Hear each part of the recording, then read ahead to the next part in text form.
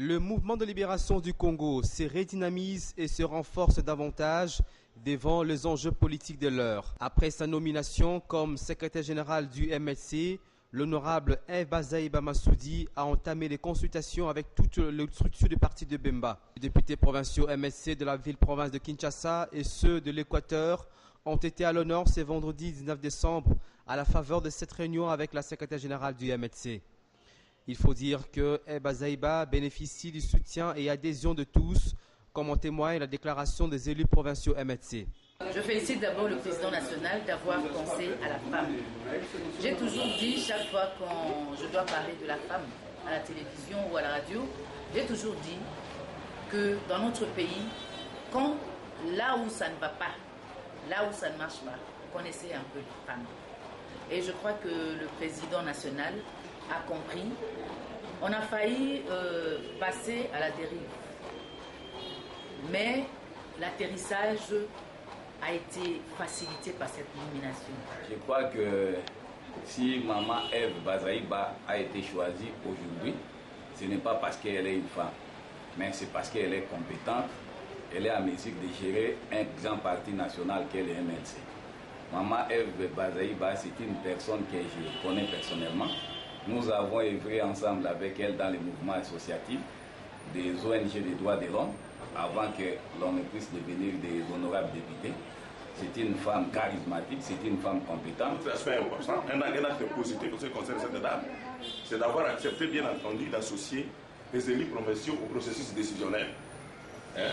Vous savez qu'il y a 2 ans passés, lorsqu'il y a eu des grandes décisions, des décisions de grande envergure devaient être prises, le secrétariat général ne prenait pas compte des avis, n'est-ce pas, des élus provinciaux, et surtout des avis des députés provinciaux de l'Équateur. Mais aujourd'hui, nous avons été surpris d'apprendre que nous avons été invités par la nouvelle secrétaire générale du parti. Et donc, nous voulons féliciter la dame d'avoir pris une telle initiative. Et nous pensons bien entendu que notre parti ira de l'avant. Avec cette solidarité et unité affichée autour de la secrétaire générale, Jean-Pierre Bemba aura fait un choix judicieux dont la portée sera démontrée avec force ce samedi 20 décembre à l'interfédérale ville de Kinshasa à l'occasion de la présentation de la nouvelle équipe dirigeante du MLC. Bonjour. Bonjour. Parce qu'on a fini les présentations. Ancien président de l'Assemblée, ancien vice-gouverneur des régions, ancien vice-gouverneur des provinces. Oui, ancien combattant. Ok, merci. Alors, nous étions tous surpris. Qu'est-ce qui s'est passé et tout ça. Nous avons donné cette information au président où il y avait la publication du gouvernement le soir. La nuit, disons, elle a depuis monté l'aide de nos militants. Dido, il était gros comme ça dans le discours à la nation, au Congrès, mais avant cela, il y aura le gouvernement de cohésion qui sortira. Quelle est la politique nationale? Nous avons plusieurs fois posé la question juste après les discours du chef de l'État. En tant que secrétaire général du MLC, je ne peux pas vous permettre de tel débat pour la question. Pour la simple raison que d'abord nous ne sommes pas concernés. L'appel pour les questions de la nation, nous devons y aller. Nous y sommes allés. Troisièmement, il y a l'orientation. Ce n'est pas de la conférence nationale. Puis, si on va faire procéder au partage équitable et équilibré du pouvoir. Nous allons, la chef technique de Bemba, vous êtes en prison. Les anciens militaires qui ont servi la nation à travers le MLC à l'époque, le président national qui a la Cour pénale internationale, mais pas pour des faits au pas. On a donné l'exemple des Français qui soutiennent leurs compatriotes partout. Nous allons là-bas. Donc, toutes ces questions pour les besoins de la. Nous allons là-bas pour que nous puissions donner une autre raison. Si aujourd'hui nous nous mettions à débattre de la question du gouvernement, ça il avait dit à un gouvernement, où est-il? Lesquels? Parce que on sera ridicule parce qu'on va dire, mais le gouvernement n'est pas là. Pourquoi? De quoi se mêle le MLC? Ces raisons, on ne peut pas discuter de cette question sur la table. Et puis il a dit, je vous conjure, le MLC, sur quoi que ce soit, j'amènerai ça sur la table, on va débattre. Nous avons ici le journal officiel de décembre 2007 portant statut de l'opposition politique. Il serait bien que nous comprenions.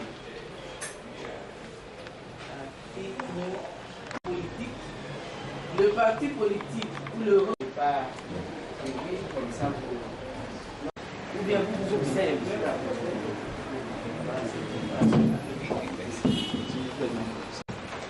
apporter ma contribution en rapport avec l'analyse du discours de la base.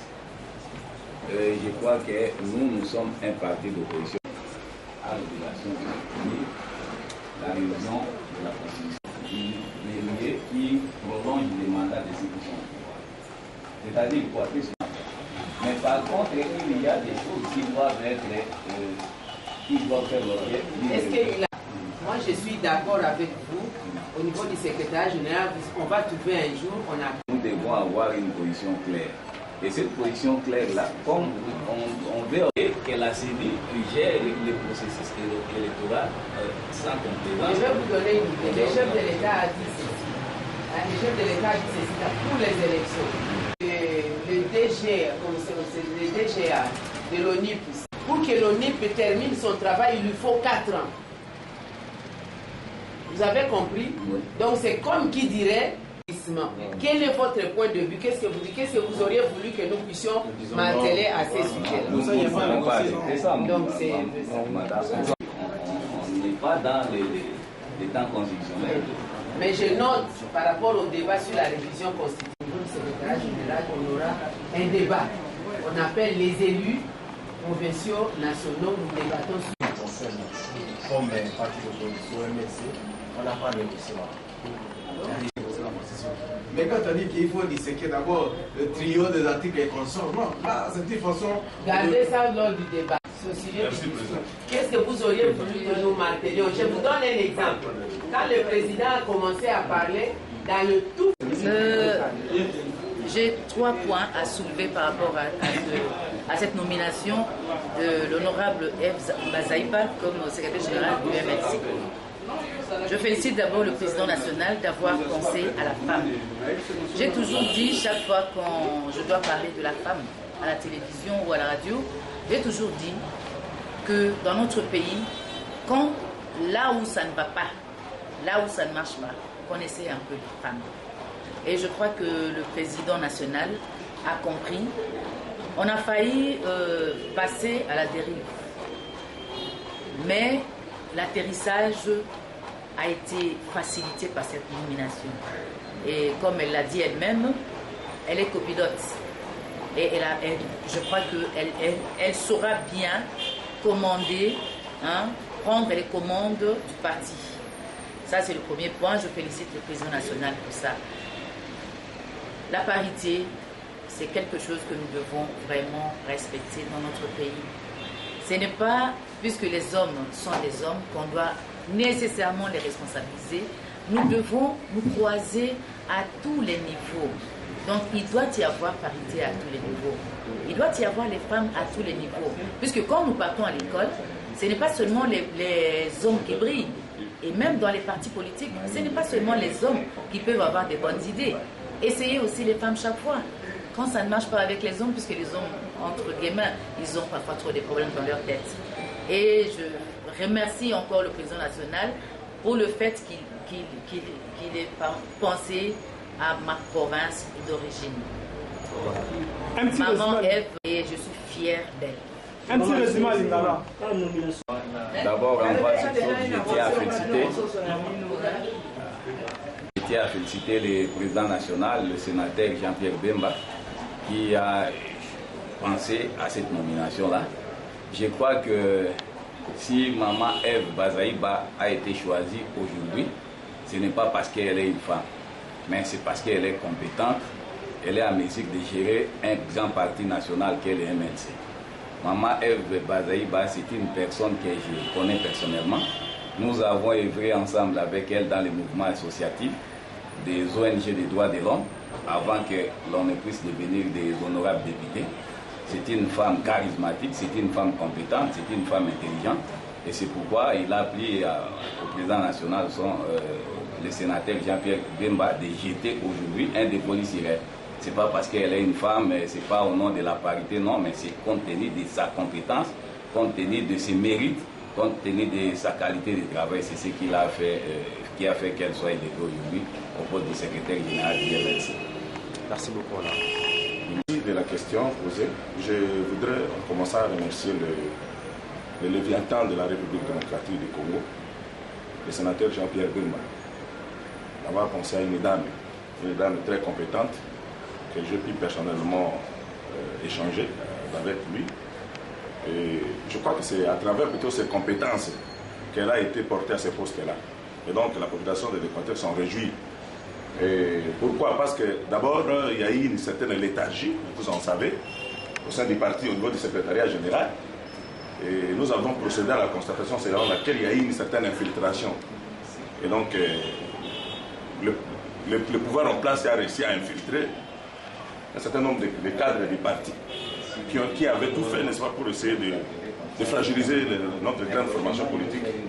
Mais fort heureusement, le président national a sauté sur l'occasion pour essayer de remettre les choses au rail et pour faire en sorte que notre parti puisse aller de l'avant. Je crois qu'il faut féliciter d'abord le sénateur Jean-Pierre Bemba, mais aussi notre cette dame, Maman Eve, parce que nous venons d'ailleurs d'échanger avec lui. Un autre aspect important, un acte positif qui concerne cette dame, c'est d'avoir accepté, bien entendu, d'associer les élus provinciaux au processus décisionnel. Vous savez qu'il y a 2 ans passés, lorsqu'il y a eu des grandes décisions, des décisions de grande envergure qui devaient être prises, le secrétariat général ne prenait pas compte des avis, n'est-ce pas, des élus provinciaux, et surtout des avis des députés provinciaux de l'Équateur. Mais aujourd'hui, nous avons été surpris d'apprendre que nous avons été invités par la nouvelle secrétaire générale du parti. Et donc, nous voulons féliciter la dame d'avoir pris une telle initiative. Et nous pensons bien entendu que notre parti ira de l'avant. Mais je voudrais insister sur un autre aspect important, c'est qu'on appelait bien entendu à la conscience du souverain primaire, aux militants du parti, de continuer à soutenir cette dame. Parce qu'il y a un principe sacro-saint de la politique qui dit que les hommes passent, mais les institutions restent. Et donc, les MLC, c'est une grande formation politique. Et vous savez que le secrétaire général sortant, vous en savez qu'il y a 3 secrétaires généraux qui ont quitté le parti. Mais le parti a continué à fonctionner normalement. Et donc, nous n'allons pas nous lasser, nous allons continuer à batailler dur pour obtenir gain de sous, pour atteindre notre finalité. La finalité de la démarche du MRC, c'est de procéder à la conquête du pouvoir. Et donc, j'ai déjà dit au débat que Jean-Pierre Bemba, c'est le Léviathan que le Congo compte sur lui. Et donc, il a pris une décision salvatrice pour l'intérêt, non seulement de notre formation politique, les MRC, mais aussi et surtout pour l'intérêt supérieur de la communauté congolaise. Et donc, la population de l'Équateur est très contente par rapport à une telle décision. Décision à mon aîné, passer à la présentation de la nouvelle équipe. Et à partir de s'il y a des décisions de grande envergure, on est qu'à commissaire contacté dans un cercle relativement fermé. Mais les royaux, habiter il faut que la base a fonctionné. Normalement, d'ailleurs, nous continuons à enquêter sur les adhésions. On a information à Bilo, tant qu'on a et rassurez-vous, le président national aussi était surpris comme